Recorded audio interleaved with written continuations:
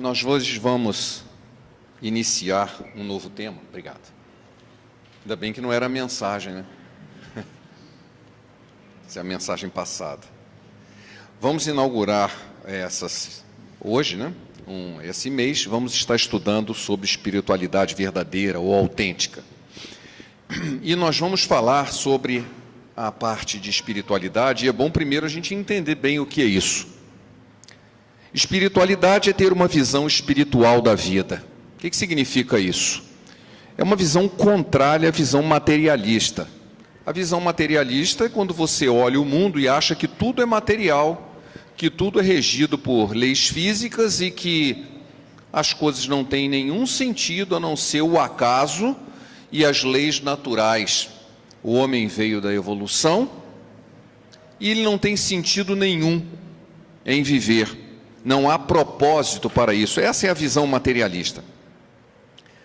A visão espiritual, ela diz que não, que existe mais do que a matéria, existe um mundo espiritual, existe um Deus, que é espírito, e que ele tem propósitos para nós, que ele nos fez como coroa da sua criação,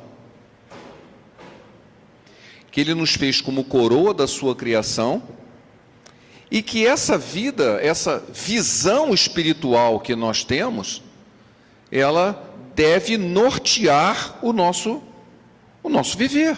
Aquilo que nós vivemos é em função daquilo que nós cremos, daquilo que nós entendemos que é o mundo. Essa seria uma espiritualidade, uma vida espiritual. A Bíblia fala de um homem natural ou carnal e de um homem espiritual. É engraçado que algumas vezes aqui mesmo nós usamos a expressão crente carnal. A Bíblia não fala, não existe essa expressão na Bíblia. Fala de homem natural ou carnal e homem espiritual.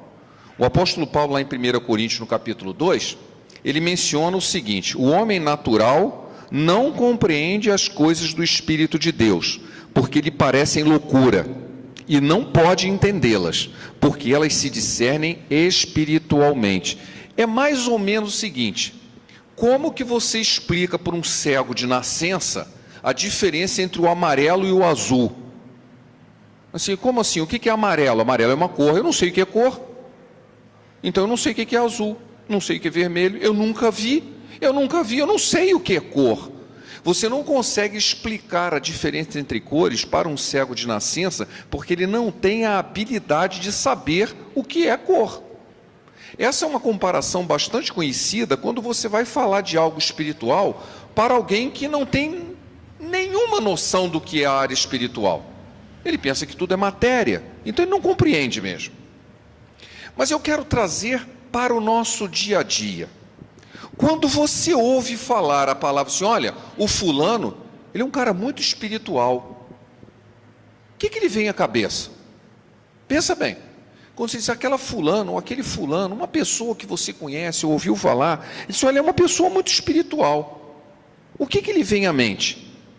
Como que a gente avalia o que é ser espiritual? Ou se alguém, ou a mim mesmo, ou alguém, como que eu avalio o que é ser espiritual? Aí você pode dizer, olha, é uma pessoa muito espiritual, ele vai todo domingo à igreja, ou mais ainda, ele vai durante a semana também, ele vai sempre aos cultos de oração, às vezes vai no monte orar, ele vive falando da Bíblia, ele está sempre com a Bíblia na mão, ele conhece a Bíblia, ele sabe falar de versículo, ele fala sempre de Deus, ele deve ser uma pessoa muito espiritual. Esse é um critério de avaliação. O que a Bíblia diz que seria esse critério? É lógico que existem muitos textos da Bíblia que falam sobre isso, mas eu escolhi um muito interessante, não precisa abrir a Bíblia agora não, tá? Um profeta chamado Samuel, ele recebeu a ordem de Deus para ungir uma pessoa para ser o novo rei de Israel. Ele não sabia quem era. Ele ouviu a voz de Deus assim, você vai na casa de um tal de Jessé, ele tem uns filhos lá, e você vai ungir um dos filhos dele rei de Israel. Ele não conhecia a família, não sabia quem era, mas ele foi. Quando ele chegou na casa lá do Jessé, o Jessé traz o primeiro filho.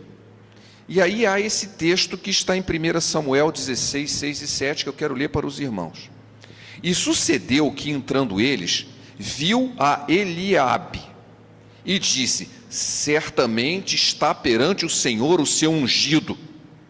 Porém, o Senhor disse a Samuel: não atentes para a sua aparência, nem para a grandeza de sua estatura, porque eu tenho rejeitado.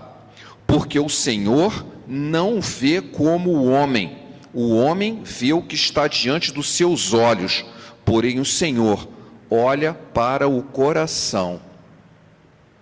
E esse texto começa a colocar um divisor de águas aqui, porque nós estamos falando. O problema de eu julgar alguém ser espiritual ou não, está aqui. Eu só consigo ver o que está diante dos meus olhos, as aparências, o comportamento de alguém.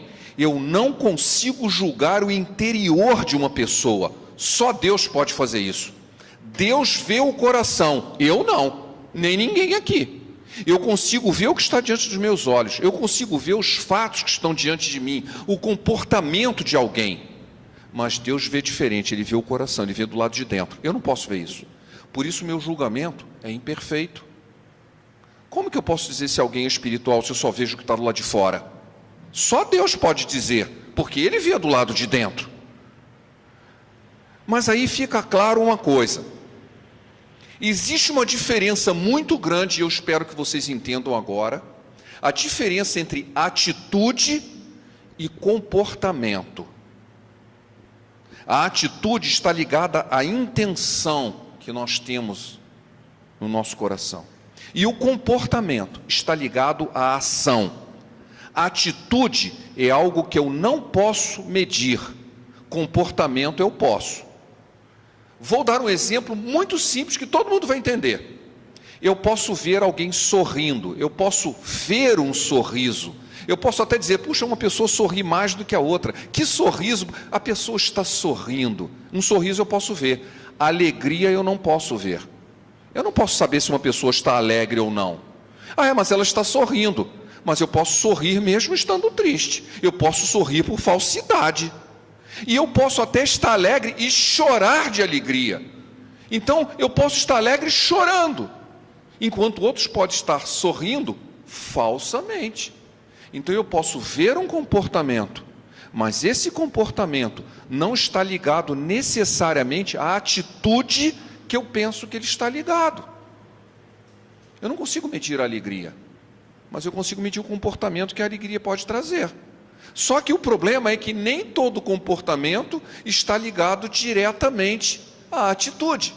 Quando isso acontece, a gente chama de coerência. Quando existe coerência entre a minha atitude, o que está no meu coração e o meu comportamento, eu chamo isso de integridade. O fulano é um cara íntegro. Ele age igualzinho que ele pensa. O que ele sente é assim que ele faz.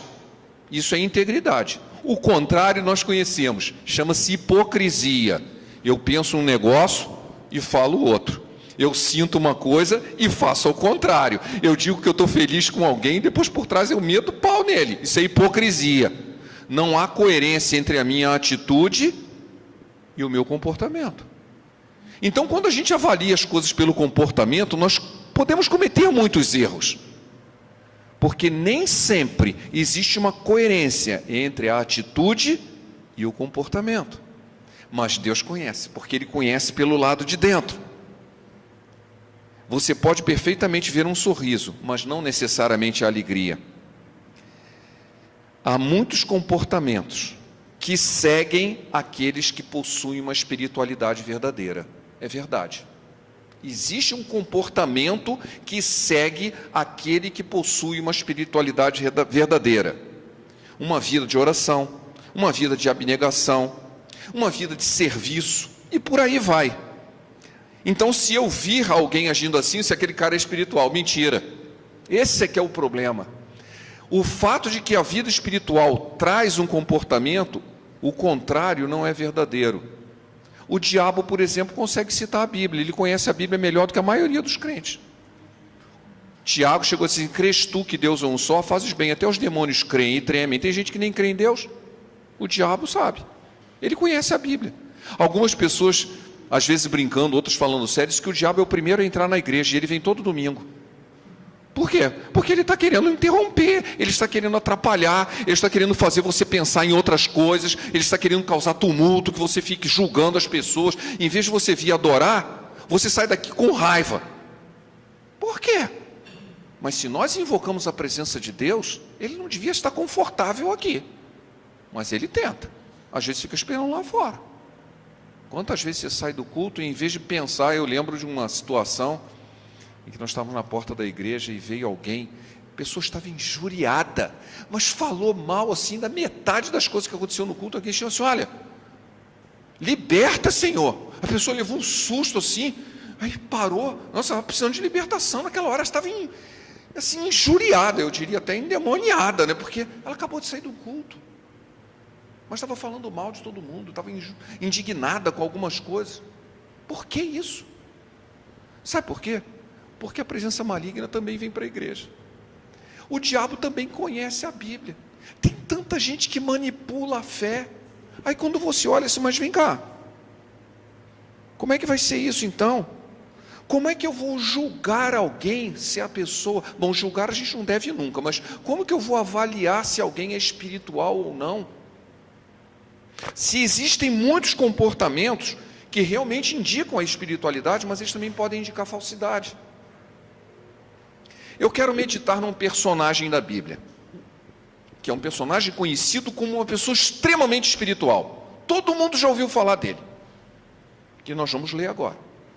É o profeta Daniel, é o meu livro preferido do Velho Testamento.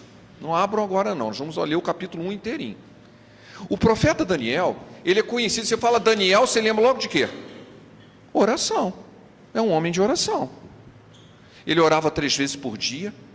Tem igrejas que fazem a campanha de oração de Daniel, já ouviram isso? 21 dias de oração, por causa de um episódio lá da vida de Daniel, onde ele teve uma visão tremenda, e ele pediu a Deus uma explicação para aquela visão, e ele ficou 21 dias orando até que Deus deu a resposta.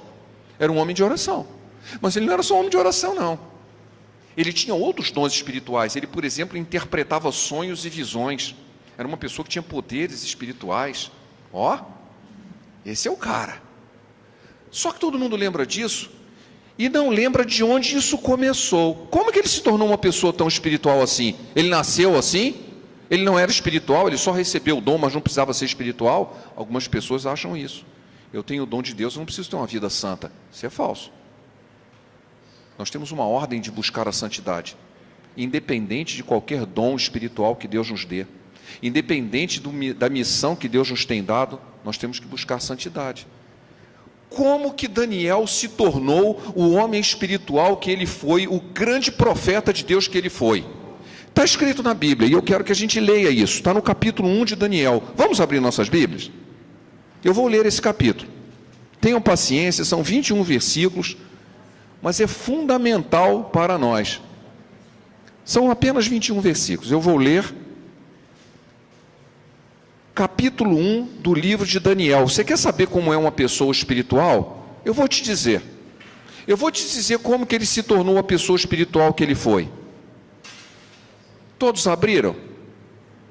Daniel capítulo 1, diz assim: no 3º ano do reinado de Jeoaquim, rei de Judá, veio Nabucodonosor, rei da Babilônia, a Jerusalém e a sitiou. O Senhor lhe entregou nas mãos a Jeoaquim, rei de Judá, e alguns dos utensílios da casa de Deus, e estes levou-os para a terra de Sinear, para a casa do seu Deus, e os pôs na casa do tesouro do seu Deus. Disse o rei a Aspenaz, chefe dos seus eunucos, que trouxesse alguns dos filhos de Israel, tanto da linhagem real como dos nobres, jovens, sem nenhum defeito, de boa aparência, instruídos em toda a sabedoria, doutos em ciência, versados no conhecimento, e que fossem competentes para assistirem no palácio do rei e lhes ensinasse a cultura e a língua dos caldeus. Determinou-lhes o rei a ração diária, das finas iguarias da mesa do rei e do vinho que ele bebia, e assim fossem mantidos por 3 anos, ao cabo dos quais assistiriam diante do rei. Entre eles se achavam os filhos de Judá, Daniel, Ananias, Misael e Azarias. O chefe dos eunucos lhes pôs outros nomes, a saber, a Daniel, a Beltesazar, a Ananias, a Sadraque, a Misael, Mesaque e a Azarias, a Abednego. Resolveu Daniel firmemente não contaminar-se com as finas iguarias do rei, nem com o vinho que ele bebia. Então pediu ao chefe dos eunucos que lhe permitisse não contaminar-se. Ora, Deus concedeu a Daniel misericórdia e a compreensão por parte do chefe dos eunucos. Disse o chefe dos eunucos a Daniel: tenho medo do meu senhor o rei, que determinou a vossa comida e a vossa bebida. Porque, pois, veria ele o vosso rosto mais abatido do que os outros jovens da vossa idade?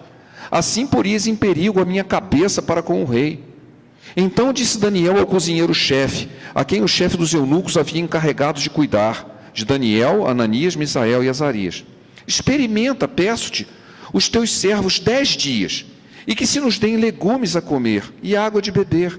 Então se veja diante de ti a nossa aparência, e a dos jovens que comem das finas iguarias do rei, e segundo vires, age com os teus servos. Ele atendeu e os experimentou 10 dias. No fim dos 10 dias, a aparência deles era melhor. Estavam eles mais robustos do que todos os jovens que comiam das finas iguarias do rei. Com isso, o cozinheiro-chefe tirou deles as finas iguarias e o vinho que deviam beber e lhe dava legumes. A esses 4 jovens, Deus deu o conhecimento, a inteligência e em toda cultura e sabedoria, mas a Daniel deu inteligência de todas as visões e sonhos. Vencido o tempo determinado pelo rei para que o trouxessem, o chefe dos eunucos os trouxe à presença de Nabucodonosor. Então o rei falou com eles, e entre todos não foram achados outros, como Daniel, Ananias, Misael e Azarias. Por isso passaram a assistir diante do rei. Em toda a matéria de sabedoria e inteligência sobre o rei, lhes fazia perguntas e achou 10 vezes mais doutos que todos os magos e encantadores que haviam no seu reino. Daniel continuou até o 1º ano do rei Ciro. Que Deus abençoe a sua palavra. Amém? Olha que história maravilhosa. Israel foi conquistada pelo rei Nabucodonosor e eles foram escravizados. O rei, que não era bobo nem nada, precisava de gente apta para servir no palácio e mandou trazer príncipes de Israel. E vieram 4 deles. Entre outras pessoas vieram esses 4. Daniel, Misael, Azarias, aqueles 4 que vocês viram lá. E disse: olha, eles vão fazer um curso de treinamento. 3 anos. Vão ficar sendo cuidados e eles vão comer de tudo, vão participar como se fosse da corte. Daniel teve uma atitude, ele disse: não, eu não vou me contaminar. Ele tomou uma atitude, decidiu Daniel firmemente em seu coração: eu não vou me contaminar com essa gente. Mas como assim? Era proibido beber vinho? Ele virou vegetariano e só comia legumes? Não. É que aquela comida ali era sacrificada aos deuses. Lembra que eles estavam no templo dos deuses dele. Tudo aquilo que participava ali tinha a ver com a religião deles. Comer com eles, viver a vida que eles estavam vivendo, era validar, era confirmar aquilo que aquele povo pagão estava vivendo. Ele disse: não, eu não vou fazer isso, eu não vou me contaminar, eu vou ter uma vida santa, que significa separada. Ele não podia escolher com quem ele estava, ele tinha sido escravo, ele era obrigado a estar ali, mas ele podia decidir como ele ia estar ali, e ele disse: eu não vou me contaminar. O que aconteceu? O texto diz claro, ele foi abençoado. Por quê? Ele não começou a reclamar. Se fosse hoje, alguém ia se rebelar, ia se fazer de vítima, ia criar caos, ia buscar uma militância para dizer: isso tudo está errado, nós não podemos fazer. Não, ele foi lá e disse: escuta, eu gostaria de não participar disso aí. Você não quer fazer um teste? Dá 10 dias de comida separado para mim, depois você compara com os outros. Vê se eu não vou ficar melhor. Foi a comida, meus irmãos, que fez ele ficar melhor? Claro que não. A Bíblia diz claramente: Deus abençoou a atitude deles. Abençoou de tal maneira que depois de 3 anos, quando eles vieram, eles eram os mais sábios, eles eram os melhores, porque eles haviam escolhido assim: eu não vou me contaminar. Não vou me contaminar com a comida. Eu nem sei que comida era, às vezes era uma comida horrível, mas eu não sei o que era. Não era o gosto da comida que fazia diferença, era o que ela significava. Ela significava participar do paganismo, de coisas que contrariavam a sua fé. Ele disse: não, eu não vou fazer isso. Eu não vou participar de coisas que contrariam aquilo que eu sei que Deus disse para eu não fazer. Comer carne de animal sacrificado, de sangue derramado de forma errada, de coisas que foram sacrificadas a ídolos.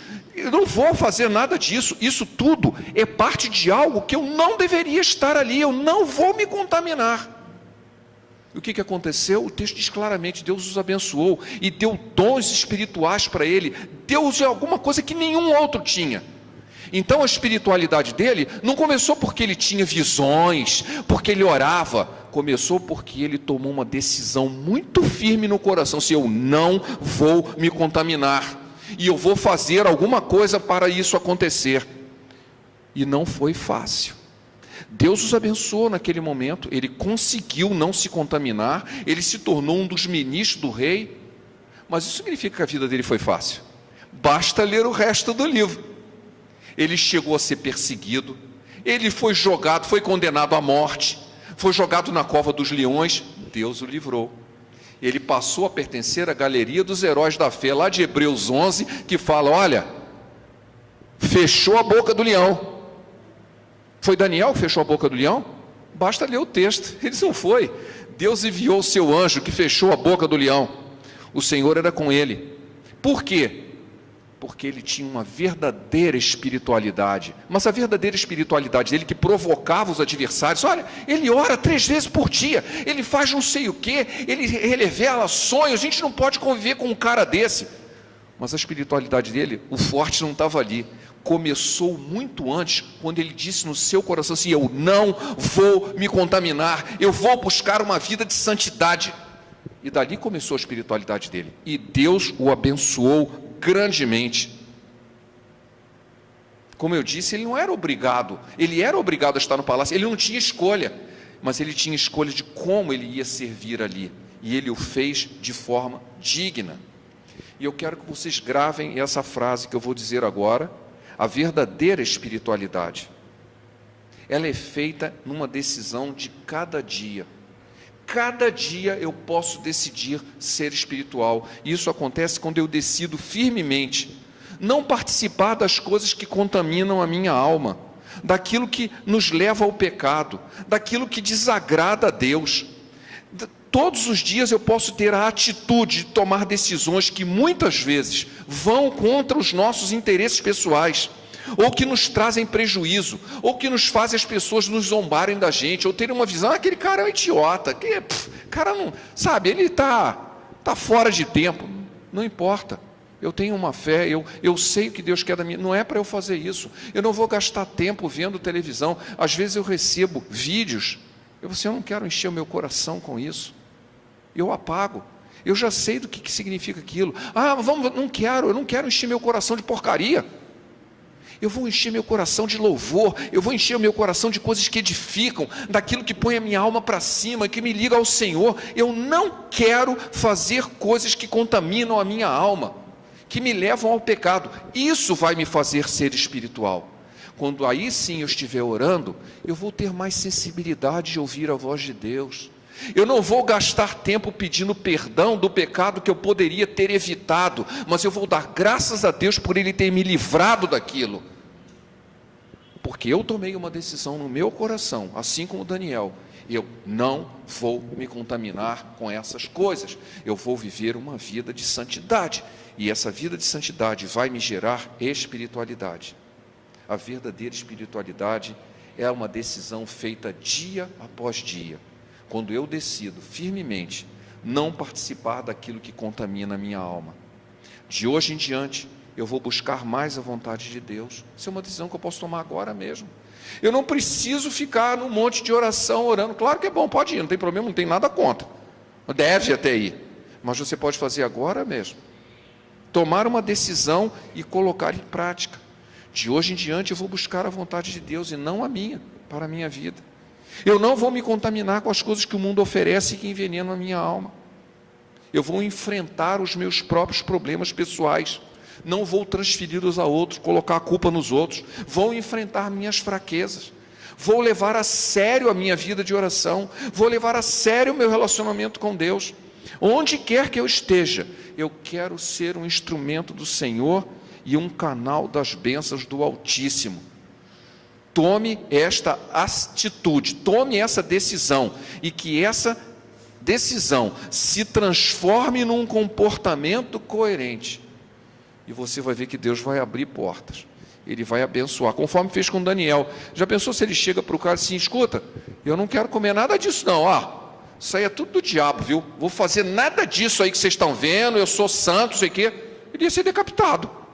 Não, assim, ou você come ou vai morrer de fome, então vai ser executado. Não, escuta, não dá para você.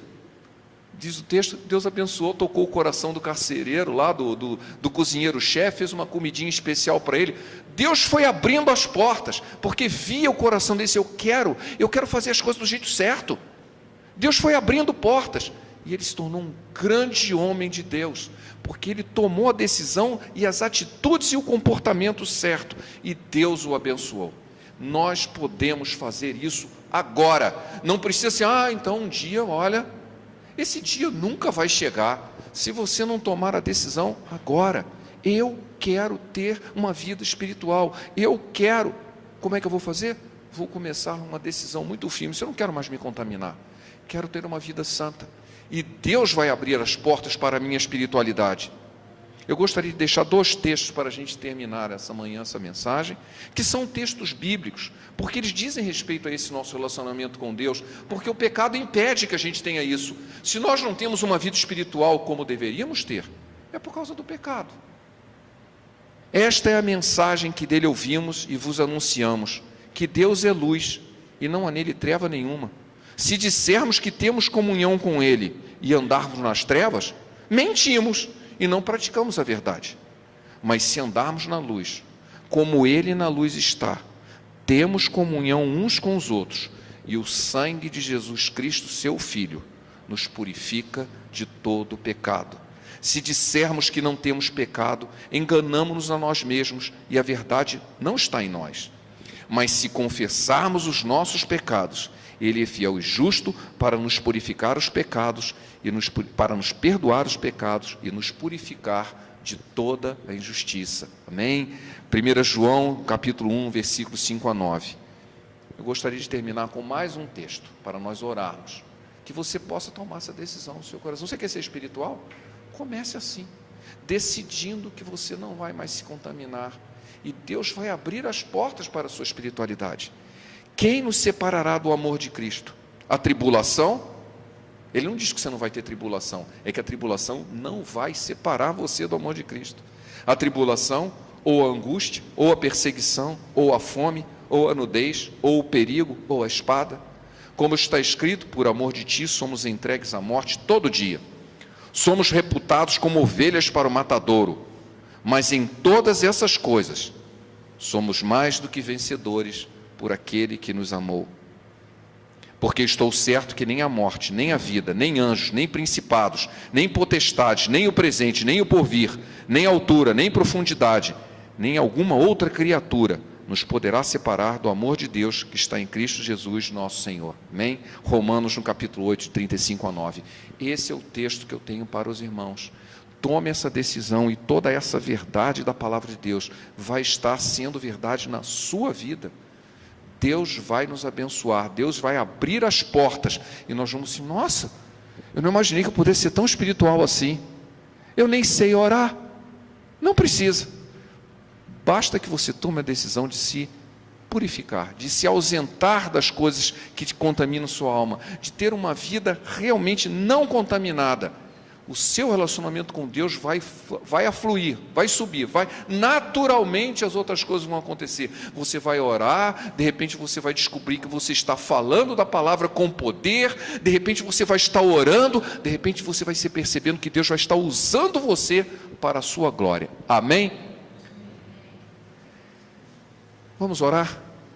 Que Deus nos abençoe nesta manhã a tomar essa decisão. Pai, obrigado por esse momento em que meditamos na Tua Palavra. Obrigado pelo testemunho deixado pela vida do Teu servo. Obrigado porque a Tua Palavra é viva e eficaz para tocar o nosso coração. Clamamos a Ti, Senhor, que toque o coração de cada um, que o Teu Espírito toque na necessidade de cada coração aqui presente, para que, ó Pai, diante de uma decisão sincera, haja uma mudança não apenas de atitude, não é? Começando da atitude, mas uma mudança no comportamento, uma mudança que começa hoje e vai até a vida eterna, uma mudança, ó Pai, que nos faz ser espirituais, uma mudança que nos faz estar em contato contigo, uma mudança que nos faz ser servos Teus, veículos da Tua graça e da Tua bênção. Cuida de cada um de nós, Tu conheces o coração de cada um, a necessidade de cada um, as dificuldades de cada um, mas para cada uma dessas, Tu tens solução, porque Tu tens todo o poder. Nós cremos, ó Pai, que Tu tens todo o poder de abrir a porta que precisa ser aberta e fechar aquelas que precisam ser fechadas, conforme diz a Tua palavra. Cuida de nós para que saiamos daqui realmente cheios do Teu Espírito, prontos para tomarmos decisões que nos conduzem pelo Teu caminho, para chegarmos realmente à estatura do varão perfeito, na plenitude, ó Pai, do Teu Espírito, a nos parecermos com o próprio Senhor Jesus, como a Tua palavra nos diz que deve ser. E é em nome dEle que oramos. Amém.